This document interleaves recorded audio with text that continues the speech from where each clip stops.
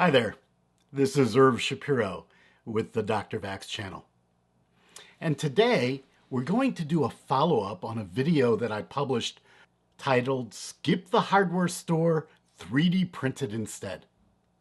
In that video, I showed you how to resize and scale a number of standard 3D print models that are available in the SCAD, OpenSCAD format.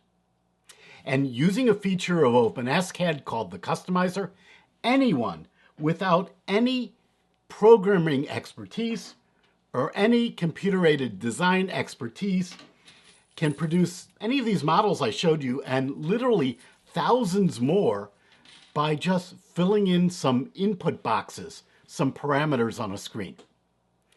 Today, I'm going to teach you how to write an SCAD script, create your own that you can share with other people so they can use your models, modify them to change the sizes, the proportions, maybe the placement of the holes in this shelf bracket, all without any programming. So you'll be the programmer, but the programming language is very, very easy to use. So stay tuned and let's learn something together.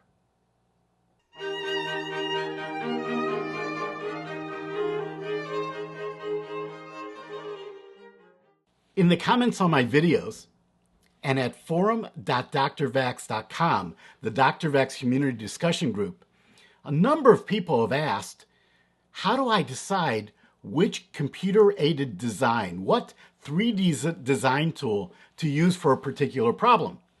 Because across the, there are about 175 videos on this channel right now. Across these videos, I've taught people how to use FreeCAD and Tinkercad and OpenSCAD and Matter Control, and I've looked at Fusion 360. How do I decide what to use? Well, for me, there are three computer-aided design programs I use the most. For really, really simple, quick prototypes where precision is not important, I often go into Tinkercad to produce a model. For models that are sophisticated, complex, with many, many revisions, where I want to be able to revise an earlier step of the model without starting over, I often use FreeCAD. For models I want to share with other people that are of moderate complexity, but I want other people to be able to change them without having to learn really anything about a computer-aided design environment, I use OpenSCAD. We're going to talk about OpenSCAD today, but since this is part of a series of many videos I do about creating 3D model and 3D printing, you should subscribe to this channel. Subscribe to this channel for free. Click on the bell to be notified about future videos. And then you can follow along as we learn about more and more tools and capabilities. Let's get started now with OpenSCAD. So we're going to go to openscad.org. And you'll notice right here on the front of the website, it says new release is out. You could also click on downloads. So click on that. Now select the version that's appropriate for your operating system and install it. And you install it the way you would install any other software in your system. Now click on the icon and let's look at the screen you'll see to start. So the first screen you'll see is this welcome screen. We have the option to create a new file, to open an existing file, or for help. There are many, many sample examples of how to use this. I recommend you take a look at those examples. To open one of those examples, you select the example and then you click on Open Example. To open a recent file, when there are files in this window, you click on that name and click on Open Recent. We're going to click on New to create a brand new file. Now, depending on the version of OpenSCAD you're running, it might look a little different than this, but I'm going to show you how to make things look all the same. the first step you want to do is go to Windows and see these items here called hide. They make things go away. So this window here is where I'm going to type my program. If I go to Window Hide Editor, that will go away. So if you come into the program and you don't see that, go to Window and unclick Hide Editor. Likewise, we're going to use a capability called the Customizer. That's the capability that lets non-programmers modify models. So if we wanted to use that, we'd go to Window and uncheck Hide Customizer. But I don't need it right now, so I'm going to hide it. The other thing I want to highlight is the wonderful documentation that comes with OpenSCAD. So if you go to Help, the first thing I recommend you go to is the cheat sheet. That's going to open in a browser. And there's wonderful documentation of all of the syntax, the commands or verbs and their parameters that use in OpenSCAD. Because OpenSCAD is considered a declarative programming language. You make declarations, you define things, and the result of that definition is a component of a 3D model. So as an example, if I go to cube here, which is what you actually call any three-dimensional rectangular four-sided object, and I click on it, you'll see quite a bit of documentation. The documentation for OpenSCAD is quite good. Now, I'm going to go back to the editor, and let's start by creating this bottom component of our shelf. So as I just mentioned, that's a cube. As soon as I type the parentheses, the editor will show me what the options are, what the variables are in that. So a cube can be just a size. If I said cube 25, I end a statement with a semicolon. And before I go ahead, I'm going to make this a little bit bigger here to make it easier for you to see the program. And then if I hit the preview button here, it will show me that in my preview window. I can use the left mouse button to rotate the object, the right mouse button to move it around, and the scroll wheel to zoom in or out. Likewise, I can change the icons with a set of bars here, and the most important one in my opinion is this one right here that says View All. That will just zoom in on your model. So we don't want to make a cube. What we actually want is a three-dimensional rectangle. So if I go back and retype the parentheses, we'll see we can give it a width, a depth, and a height. But you'll notice these parameters are in square brackets. Anytime you have a point in space or a dimension for a three-dimensional object, you'll have it in square brackets. So we'll say that we want the width. Now let's think about this, because that's X, Y, and Z. Width, depth, and height are X, Y, and Z. The width is the X. Well, let's make that 150. The depth is the Y. Let's make that 25 millimeters. And the height is this dimension here. Let's make that 5. Close my square bracket. Close my command with a parentheses and follow with a semicolon. And now let's re-render. And if I zoom in, let me make this easier to see here. You'll see we've now created the base of this bracket, or really the top, because it would mount this way. Now we want the other one. So the other one, remember X, Y, and Z? Well, we're just going to reverse some of the dimensions. So the X is going to be the width of that bracket. That's going to be 5. It's 25 going Y, and the Z will make 75. If I went to render it now like that, I'd get an error. See this red dot here and the error message down below? Because remember, specifications of points or sizes are in square brackets, and I need to finish each statement with a semicolon. Now, we have, in essence, already created our shelf bracket. But I could share this with someone else. They could go and download OpenSCAD, and they could go ahead and change these parameters, but then they have to learn about all of this stuff. How can I make it easier for them to change parameters without learning any of the syntax? Well, if I move these parameters to variables, I can use them in Customizer. So let's create a variable called base, and we'll say that's equal to 150. And we'll create a variable called the side, and we'll say that's equal to 75. Oops, a little typo here. And we're going to create a variable called thickness, because I want to use here terms that a user might think about. So this could be top or side, and we'll make that 5. Now, let's replace these numbers with our variables. We need one more with 25. So we'll make this width. We'll replace the 5 with thickness. And you'll see that wrapped. So we'll move this over to make it easier to see. And now the 5 is thickness. The width is 25. And now the side, or the height of the side, is, we'll call that side here.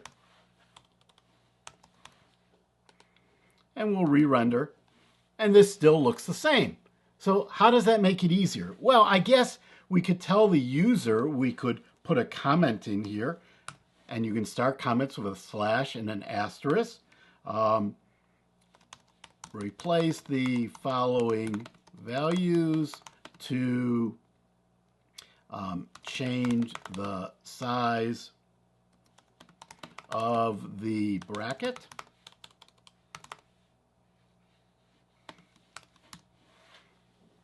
Okay. And we can space it out to make it easier. Still, we're requiring somebody to look at the program. Let me show you something even better. Now, I'm going to make this type a little bit smaller so I can get a little more room over here. And I'm going to go to Window and unhide the customizer. Let me re-render. And you'll see here that there's a little triangle. If I click on this triangle, we'll see our variables. So if I said base length, I click preview over again. And now we'll see it says base length. I could change this to side length. Click preview. It'll change the side length. And you'll notice anywhere there's an underbar, an underline in a variable name, it's replaced with a space on the side here. So now I can re-render here. And you'll notice I don't have the side anymore. Where'd it go?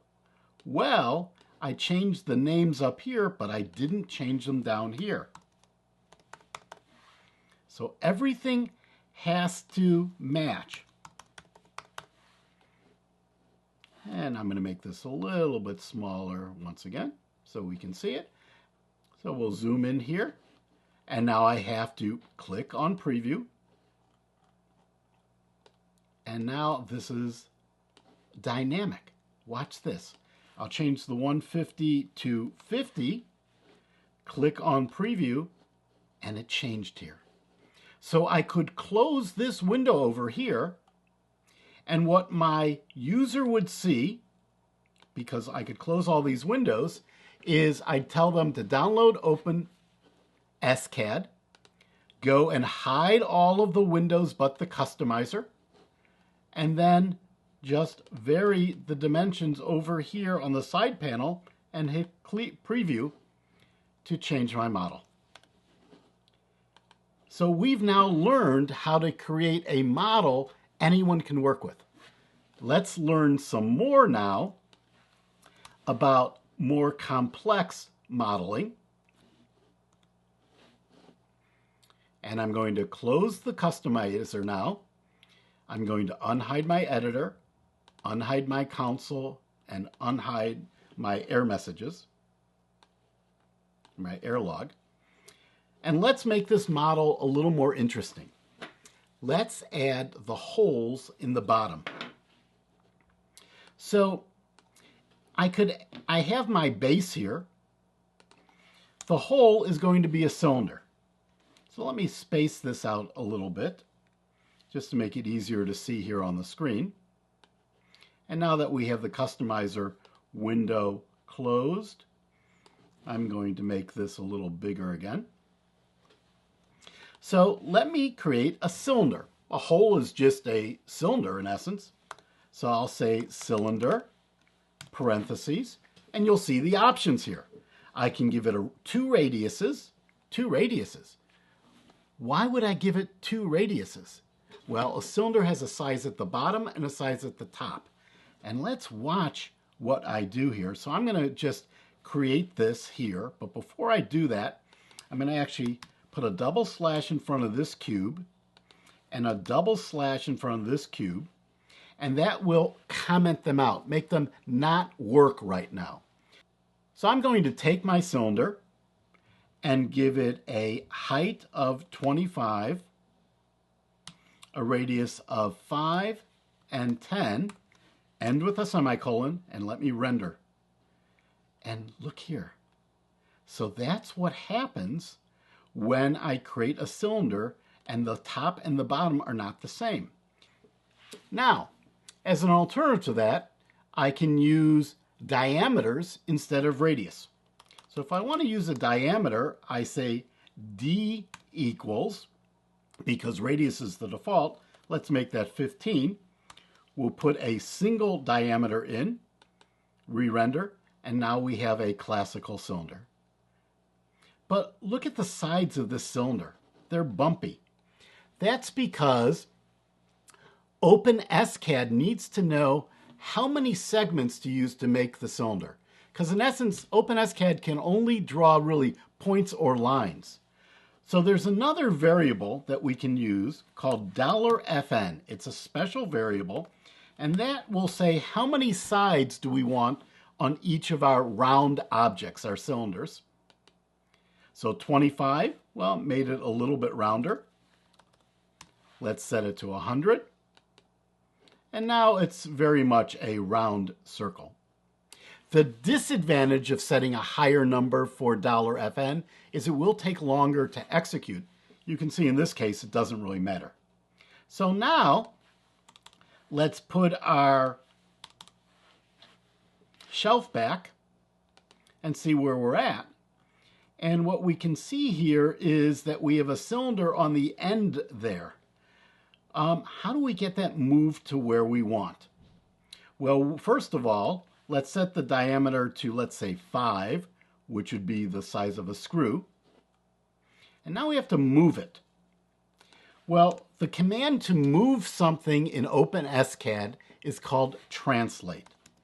So translate, and then you translate to a position in space, so it's in square brackets. So X, let's say we want to move it to 25 millimeters over. Y, well, we don't want it on the edge, we want it in the center of that. So we're going to take the width divided by 2. And Z, well, let's make sure it goes through the bottom, -1. Now, here's the magic.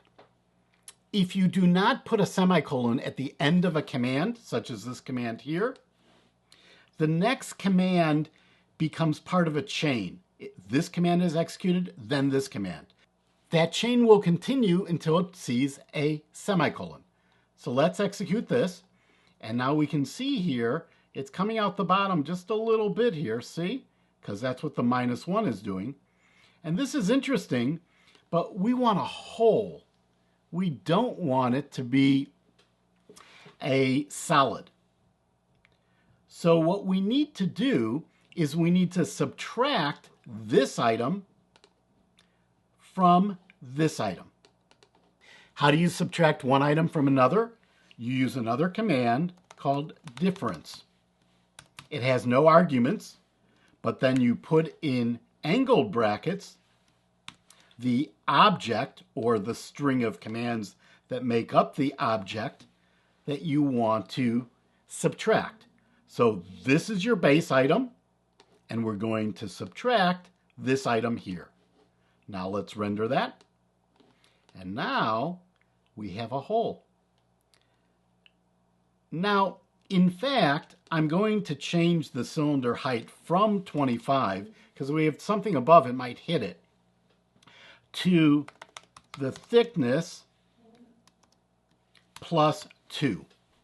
Why plus 2? So it'll be one above and one below. Now it could be exactly the same and it would work. This is just sort of to play it safe. Now if I go back over here, I'll just make that smaller. Let's rotate this around so we can see it. Let's turn on our customizer now.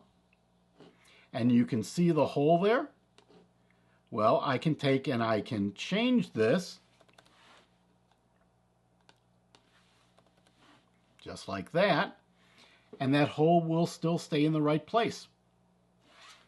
And I can change Fn to a different number. Let's say I change that to 5. And now if we zoom in, we'll see the hole. Let's zoom in a lot here. The hole's not very round, is it? Let's change it back to 100. And we have a nice round hole. Now, I don't really want my user to see this $FN variable.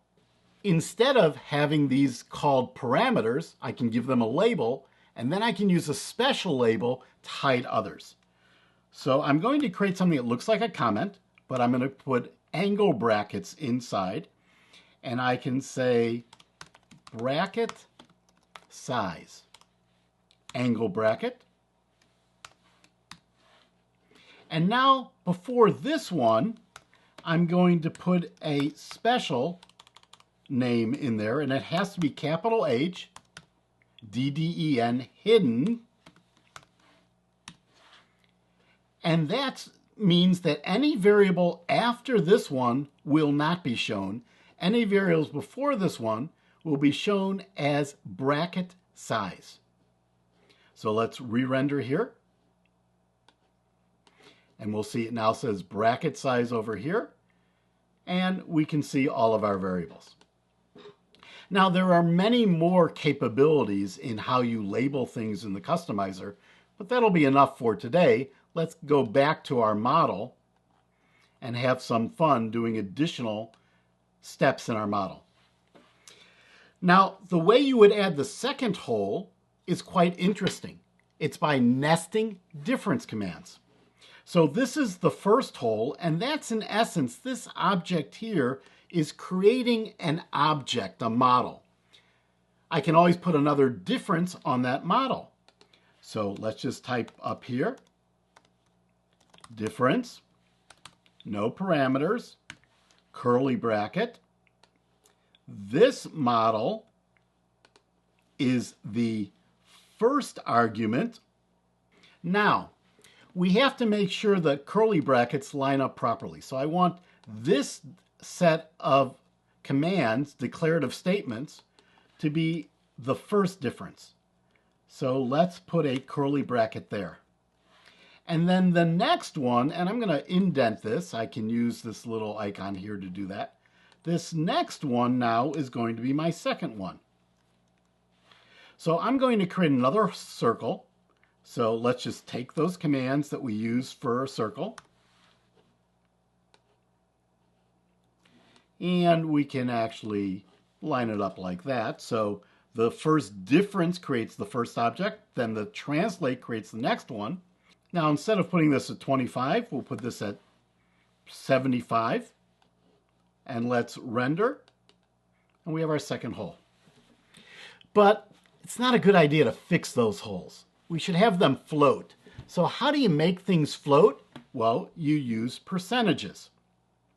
So we're going to say that the first one will be at the base length times 0.20, 20% of the way in. And the next one will be at the base length times 0.80. Let's render and see how we're doing. Fantastic. Okay, now you would do the same thing on the vertical to put your holes there, but let's look at something a little more complex. Let's look at creating this angle here. And to do that, let's look at a couple slides together because we need to figure out how long this is. We need to figure out what angle we have here. That's going to require a bit of trigonometry.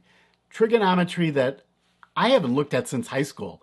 I'm a computer scientist by training, a computer software engineer by training back in the days of the dinosaurs. I'm not a mechanical engineer. So I had to go to the web and look up some trig to remember this stuff. So let me show you what you need to know in order to place this angle bracket correctly. Now first, let's do some definitions. So we have this shape here. We're interested in this triangle in here. This is the hypotenuse of a triangle. If we're looking for the angle here, this is the side opposite the angle. This is the side adjacent to the angle. And we can see this on the screen here in a easier to see diagram. Now, much of what I'm going to share with you today, I relearned from mathisfun.com, so I want to give a shout out to those guys. Now, in order to find the hypotenuse, I need to remember the Pythagorean theorem. A squared plus b squared equals c squared. We can simplify that to find out what c is by taking the square root of c squared. And if you remember from sophomore algebra or your first year of college maybe, if you take the square root of one side of an equation, you have to take the square root of the other side. The square root of c squared is c, is now equal to the square root of a squared plus b squared. If we take and we convert that to a program in OpenSCAD, we'll see the hypotenuse, c, is a, which is 75 divided by 2, because that's where we want it to attach. So a is we want this to attach halfway up, so we divide it by 2. We want it to attach halfway over, so we divide by 2, and then we're going to get this dimension here. B is 100 divided by 2 in this example. On the screen it was 150, but that won't really matter. And so c is the square root of a squared plus b squared. Or in that case it'd be 62.5. It'll be bigger obviously in our example. So that's easy. Everyone, if there's one thing you remember from trig, it's probably a squared plus b squared equals c squared. But what about this angle? Well, if you have the sides of a triangle and you want to find an angle, you have to use either sine or cosine or tangent, depending on the angle you're looking for. Well, how do you figure out which one? Well, I learned something from Math is Fun just recently, and that is SOH-CHA-TOA. SOH-CHA-TOA. So if you have a right triangle and you have this angle you want to find the non-right triangle here.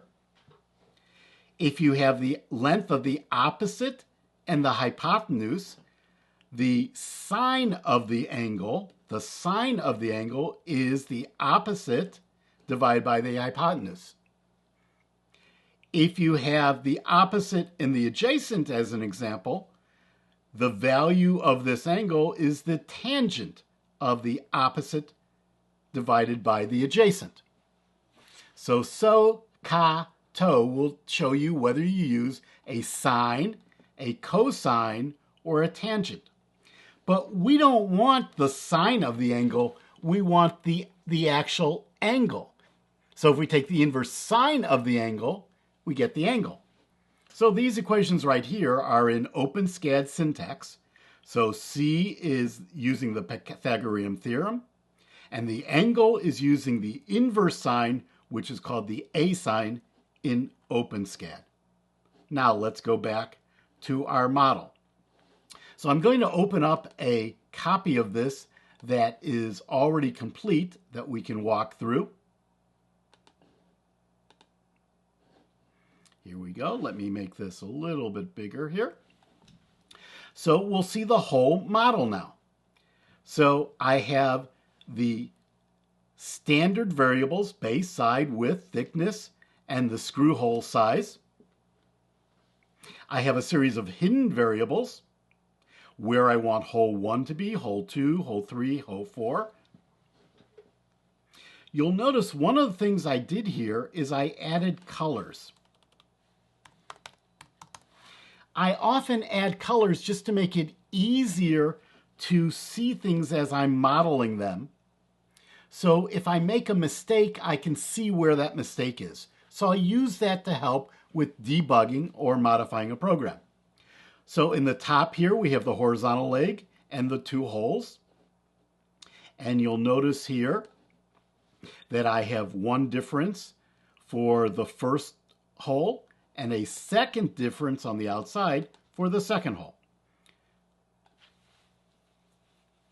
Then we have the vertical leg, the 2 sets of holes. So here's the actual leg, here's the first hole, here's the second hole. That's something we all covered together. Now down here, let me make this a little bigger so we can see it. I have my Pythagorean theorem. So I decided the connection point on the side is halfway up, so A as in A squared. The connection point on the base is halfway over, so the base divided by 2 is B. C, the hypotenuse, is going to be the square root of A squared plus B squared. And the angle right here.